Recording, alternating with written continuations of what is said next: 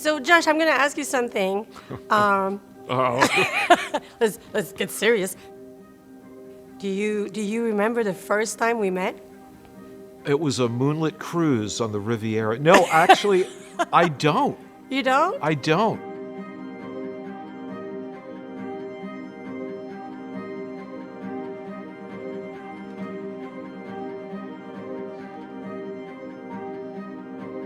I do. You made quite an impression on me. Uh-oh. Uh-oh.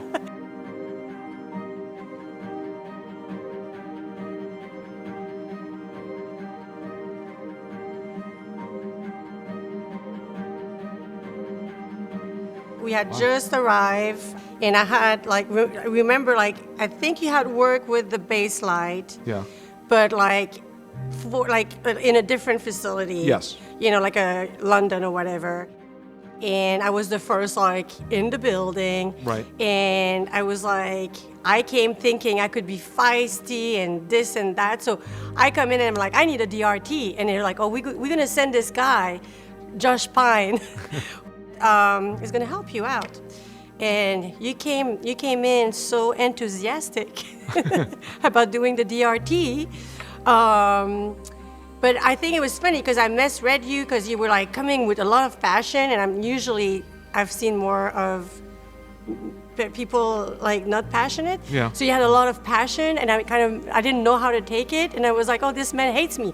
But you went in and you did the first DRT and scratch your head, and do you remember that process? No, I do that. So TLAs, 3-letter acronyms. DRT is a display rendering transform, and it's something that each color corrector, the color correctors have similarities and differences, but the baseline color corrector has different internals from other color correctors such as Resolve or Luster. So we had never made one. We just did these individual transforms and put them in, and Maxine arrived, and she was very, very used to working with this very powerful thing in the basslight, this DRT, and we had never done it, and I was like, uh-oh, how long is it going to figure out how to do that? So it was sort of the, we were both thrown into the deep end. Yes. On the first day yes, you need a DRT for it. I'm going, I don't know, but the rest is history. We've gotten along ever since. Do you think have you seen everything move fast forward, exponential, or do you think it's been kind of a slow, steady evolution in the color world on your side of things? Every year there's move fast and break things, right? So every year there's some new technological thing that's going to change the world, when sound entered or color. So, it's digital cameras, yeah, right. Or, digital projection, 3D, stereoscopic, and some of them have legs and stay, and some of them are smell-o-vision. They're a gimmick. Right. And so there's always that, here's the new thing on the block, and HDR is another one. Right. That it's when high dynamic range first came out, every studio we want our high dynamic range version of this show to go up to 11 and hurt people, and and over time, if it's something that benefits the creatives, they'll adapt it. Right. They'll adopt it, but then it tones down. Then it just becomes part of their tool set. Right, because I remember seeing a bunch of people at the ASC a while back where HDR was not quite there, and there was a lot of fiery discussion, and everyone was kind of almost upset, I would say, about this HDR, and you could say that now there's half of DPs that kind of embrace it, and the other half that is kind of still resistant. Yeah. And I know for you, I think, in all the way you can do the mapping and all that, you had to adjust to that as well, right? You'll do different mapping depending if somebody wants something big and bold or somebody. How do you go about that? Mathematically wise, or how do you map things? Well, yeah, when high dynamic range first came out, it's look, everyone is still looking at stuff on their regular TVs, except for those that could afford the, thousands of dollars high dynamic range displays. and then they get cheaper and more people get them. And it's similar to when digital cameras first came out, and a lot of DPs were like, this thing looks like crap. Right. Which they did, and then over time we begin to figure out how to get them to look the way they want them to. And I think with HDR, it was the same way about, high dynamic range. And one of the problems is they look different. So if you're doing a movie or an episodic, it's like, can you simultaneously think about making two things that look different? Right. Usually there's a vision, right? There's a creative intent that you want preserved across all the things. So, what we wound up having to do is to sort of cater to both. So if there's a new project that comes in, part of the look development would be, well, here are two different ways of approaching high dynamic range. One is very similar to your SDR, standard, the standard dynamic range. And so, and here's another one that looks like a party, a rave out in the desert, right? Right. And we could of course go between them, but it really is driven by the content and the creatives, how far they, and I think over time, they're really coming back closer together. The HDR and the SDR, they really don't look like they're in different worlds. Yeah, I mean, I kind of agree with that. Although, I'll have a similar. That's why you're so crucial to my work in the sense of there was a time where maybe if somebody wanted to bring at the beginning, I'm talking about, somebody wanted to bring them more closer. There was so much massaging and so much fighting tools a little bit, because then you're constrained into that Dolby, which is great for many reasons, but it also can be handcuffing in other Right. scenarios. Basically, what I was saying is some people kind of stretch, and I think when I tell you I want something, I have the clients, I want something closer, or if I say, hey, I'm going to embrace it, I like the way you map things in a way that it lifts everything together instead of overstretching and getting something too contrasty. Right. Well, okay, I have a few comments. So one of them is just in general about a new technology hits. And the thing about, whether it is something like a new display type like HDR or, various other things, that the existing tools weren't really built for that new thing. And some of these things, like in a perfect world, or what will happen eventually is those tools will arrive. Like in the color correction platform, some of the things that we have to do now manually, when I say manually, that Chris and I do, the color science team, for you is we will make these different transforms that do that. In an ideal world, you would have the ability to do those things right on the color corrector, but because that algorithm, it's not part of the color corrector tool set yet. Eventually it will be. And I think with each of these, the new technology impact, it's sort of been that way, there's this new thing and we have to attack it and we have to figure it out, so we, on whiteboards and trying things. And, so one of the things is, I used to show stuff like this and now I have this display that can do this.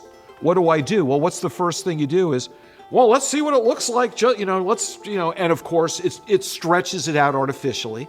As you said, it looks too contrasty or this or that. And that's not going to work. So what can we do? It's if we just retain it, then we're not gaining anything. So, what can we do? It's what if we retain it, but maybe open up the highlights and the shadows, let some more. And so it wasn't this immediate thing. It was definitely, as the new technology hits, a bit of trial and error. And as you said, it's like with HDR. So it's not like you would say, I'm doing a new show, I need an HDR LUT, give me the HDR LUT. We give you candidates, right? Exactly. We give you a selection so that depending on the creative intent and the content itself, this one really only needs very little, or no, this one, it's the explosions and the crazy lights, that this one could really take advantage of that. So we're still not in a world where well, here's the transform for this. We're still doing this options where there's a whole gamut of possible solutions. You could argue there were like sort of like in some software, like coloring software, sort of like proprietary, like their own sort of curves or like mapping, and and rarely did they like achieve or did what we wanted. So that's why we needed to go to you and your team to address and brainstorm and like a trial and error. And in a way, it makes me think like, if you think, kind of future or whatever, we'll fast forward in the future and we'll come back. But like AI, for example, what I find interesting is like you could have like inputs, like meaning like the AI is so good as like what's being inputted into the world, right?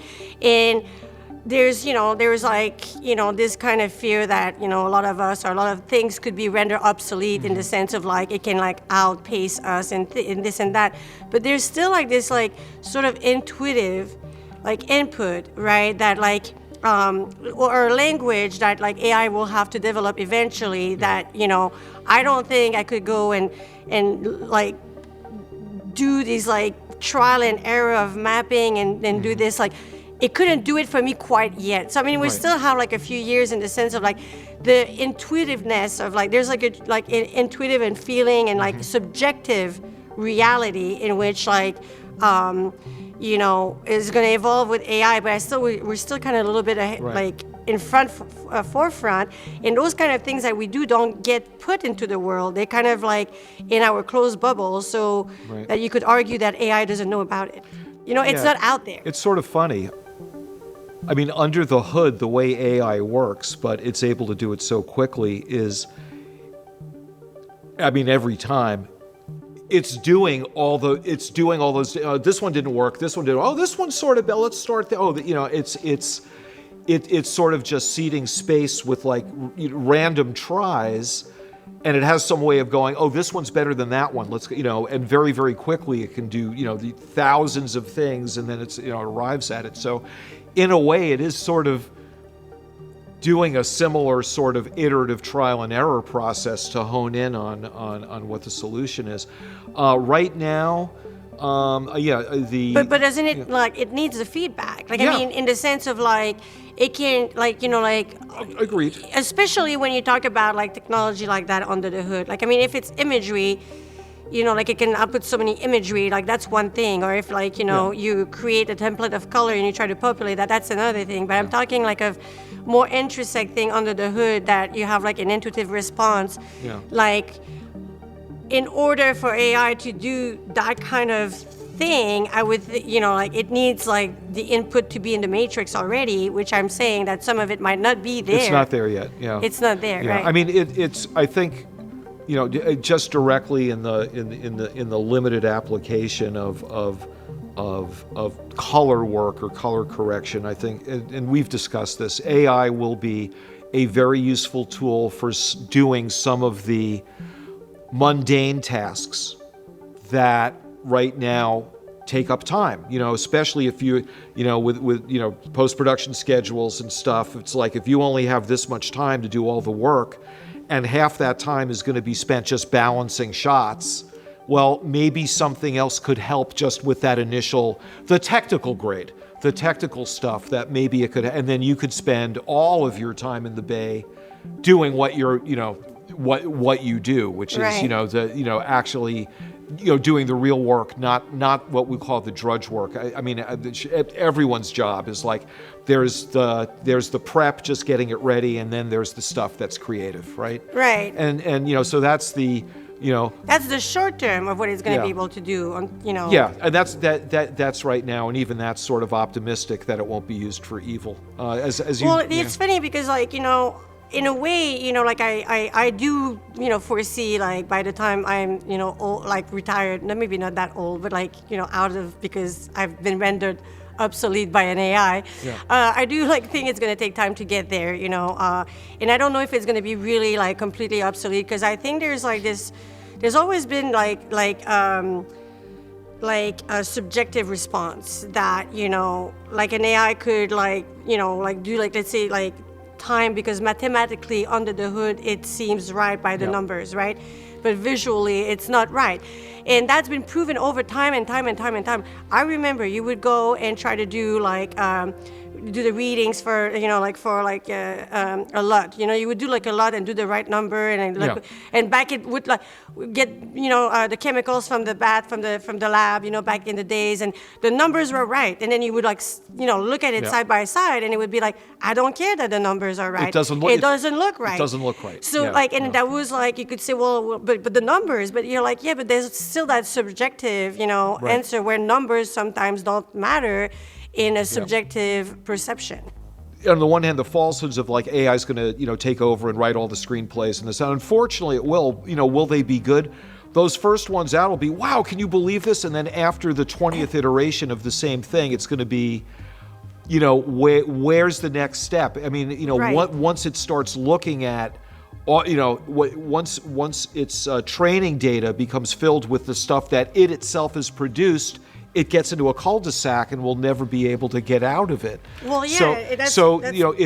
I think that it's going to be, some people somewhere that, will, okay, here's the new thing, here's the new paradigm, but people will be there. That said, and as we've said, in my opinion, AI is simultaneously the ultimate expression of human creativity and engineering and intelligence and endeavoring, and simultaneously the end of us as a species. There's no question about it. I mean, it is both, and as such, it may not be the worst cathedral to leave left as an example of what we can accomplish. I was curious about like CDL, the ascent of it, but also. Do you see like that eventually? Because it's been pretty stable and kind of standard. I mean, with a little bit of updates. None. It's been moving? No updates. That's what I'm saying. Like it's been like the thing that like has like kind of worked, throughout whatever. Yeah. Do you foresee that color decision list having to change? The idea of the CDL was when the cinematographer's ability to call printer lights at the lab went away. Right. 3 numbers. What are you printing at? And they could know if their negative was good or not, because they'd hear the guy at the lab or gal at the lab would say, oh, this was printed in the 30s or whatever. And then when all of a sudden they started doing telecine dailies, right? Whatever, HD dailies or digital dailies, and with the digital cameras, the DPs, they lost their ability who made these dailies? Why does it look like this? So the idea of the CDL was to give that first look, the setting of the look for dailies back to the cinematographers. And it was like, we didn't want to step on the toes of any manufacturers of color correctors. We didn't want to do, and we also realized on set, you don't have time to sit there and go, oh, wait, let me pull a key. This is like, so it's simple. It's like we were replacing red, green, and blue, right? Brighter, darker, right? And so it was, one of the ways that we got it to be accepted was it was simple. It didn't replace any color corrector's proprietary thing. It's just another primary grades, right? It's like a universal lift gain gamma that's the same everywhere, and just so that the numbers could go from system to system. And we kept it that simple on purpose. Every year since, it's like the barbarians at the gate, and there are the 3 of us who did the CDL for the ASC, and we're like holding the gates closed, because every year they're like, the CDL thing's okay, but you know what? It needs secondaries. It needs custom curves. We have to be able to do power windows. It's like, we're not going to build a color corrector. Can I join you at the gate and push back with you guys? Because I agree with you that the purpose of it is just like this universal small language. I can travel through things. That is like all. It's all it was, and it's a can of worms to have to start like doing all the secondary on set or whatsoever. And not only that, but I'm in the same local as DITs. DITs are great, but DITs are not colorists, right? The digital imaging Yes. technicians on set. They're fabulous. They, but when it's falling on them to, oh, you're going to be doing the CDLs, it's like, it's like it really was just to set the exposure and color and contrast of the shot for day, and there's no time on set to start doing all of those other things. So we've been really, really resistant. But there's as I said, the barbarians at the gate want it expanded. They want CDL V2. They want all this stuff added. And so far, we've been very successful at saying no. If you want to have full-blown that stuff, then actually get a real colorist to grade your dailies, right? And do all that stuff. But even so, I could argue like it's kind of like a can of worms to start getting into all these secondaries or like sort of intricate grade and like on set or whatsoever. Like it's just like you would back in the day you just wanted to see a rush, and after that you would go and like call the lights and make like the nice prints you wanted. I mean, there's kind of like a tradition that kind of carried, even though like technology has completely evolved, but that I still kind of like in the sense of like there's dailies and then there's like the process after and making the, I think it's a good hold up of the gate. I'll join you guys in that. Yeah, well, thank you. Thank you. But we've been successful so far. It's like, because the request every year there's, as I said, eventually, like, I'm sure that, like the doors will be busted open. Well, the funny thing is, as you may or may not know, every different entities out there have tried to do it with their own system. It's like, we've expanded on the CDL, we have our own thing, and it can do all this other stuff, right? But it was set up to be done on that platform, and it didn't translate to any other. So all of those efforts, they're there, but they've had very, very limited use. Yeah, that's the thing. It's like, I know that, for example, Baseline did the BLG, Yes. And then it's a plugin that you could have like on your editing system and all that. But like you couldn't take a BLG and send that to a Resolve. Yeah, so like, right. And obviously I think like to try like the keyer and how like everyone like go about doing the algorithm of their keyer is different from some for their software. That's so right. To have a universal thing would be like, crazy, like a crazy. I'm not saying impossible, because with a guy like you, everything is possible. No, but it's like it's kind of like a, like Mission Impossible, not worth pursuing. No, you're right. It would the can of worms analogy is it would immediately become overly complicated and not as good as what each of the individual color correctors has for their secondaries and their special stuff.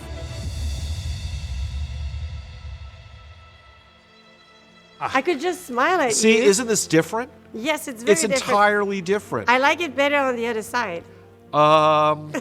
There's a joke there somewhere, but I'm probably not allowed to say it. I get the questions about, a relative or something really interested in that. They really want to be, of course, a colorist, right? No one wants to be a color scientist, right? They want to be, and it's like, so what? Any hints or anything? And I have no idea what to tell them. It's funny, like I would tell like I've been trying to tell young people like you should become like a color scientist. There might be like more future in that than in colorists. I've been like, I think the colorist world is very saturated. I mean, it's gonna get more saturated as the tools are. No pun intended. Right.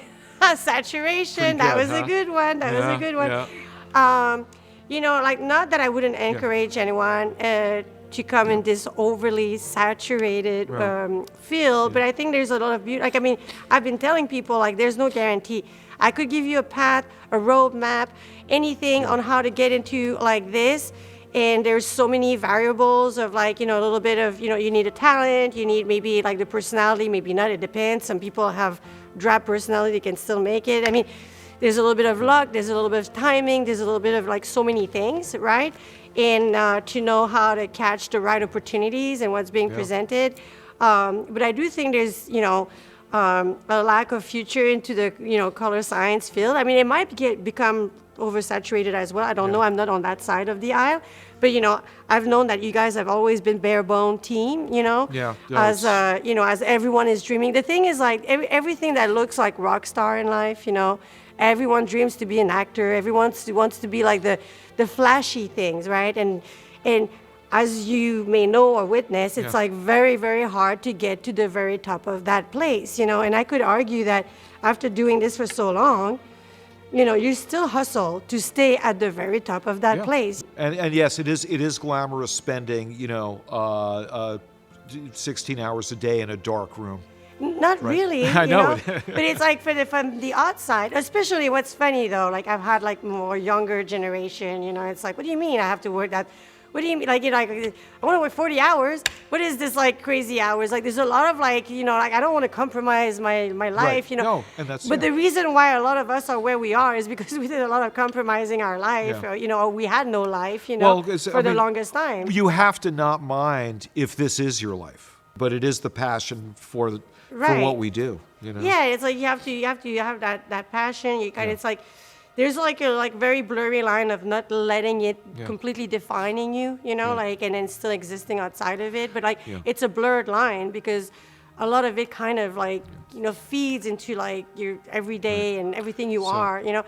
But Yeah, I can think of an interesting double-edged sword about this. So one of the good side is if you wind up working on a turkey, right, like a really bad movie, in a few weeks you're not working on that movie anymore, right? You're onto or you're simultaneously working on multiple projects, as opposed to imagine the poor person who has to be, working on this one lousy movie for like 18 months in a row, right? Right, And like having to, go home and figure out how to.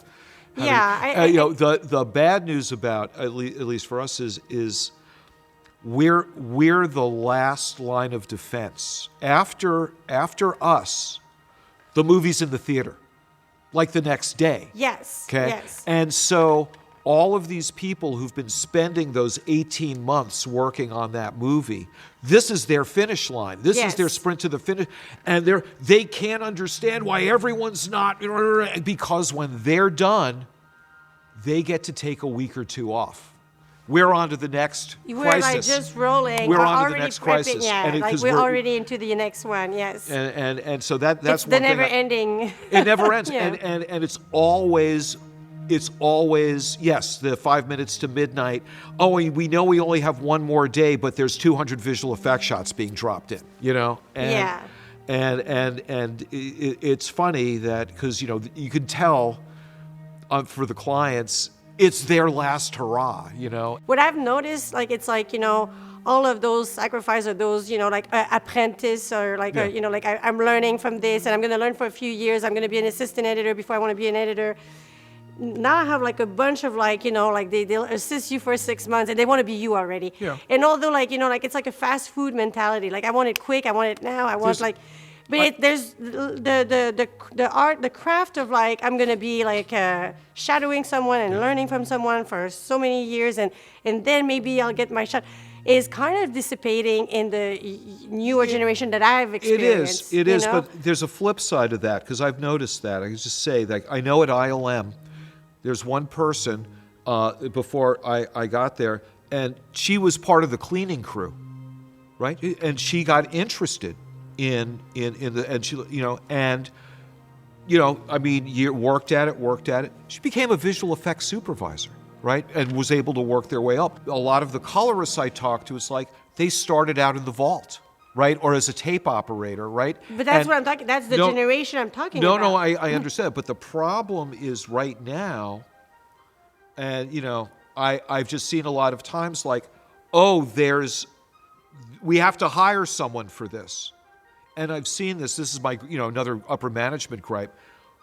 They will go out and look at every other competitor and try to find someone before they'll ever consider taking that person who was the assist, who's been working side by side with that for a decade and knows and promote them to that. That's correct. That's true. And so it's a double-edged sword. That's true. It's a complex thing. I mean, although there are places that are still doing the promotion from within, and there's beauty into that. Right. But like, there's no incentive of you wanting to shadow or like being like the assistant of someone if like the company is never promoting from within. But I must say, a lot of time, it's when you break up and go somewhere else, then you get that promotion. I mean, there's ways to achieve what you want, but you have to learn the craft and learn it right. Is kind of my thing. It's like, and the thing is, a lot of people will get frustrated and not understand why they're not getting there right away. And it's like they look at that magic thought and look at my path and be like, how can I do that? And I'll be like, well, it took me like over 20 years, it's not like a magic recipe. Like, it's not like the magic thinking, I want it, I'll get it, right? You have to really hustle, and it's like you have to know how to pick the project, you have to be intuitive about the process, you have to believe and dive in full, and be willing to do sacrifice. And the stuff has to look fucking great. Oh, that also, yeah. Yeah. Oh, sorry. Although that's subjective. Oh, that is true. That is true.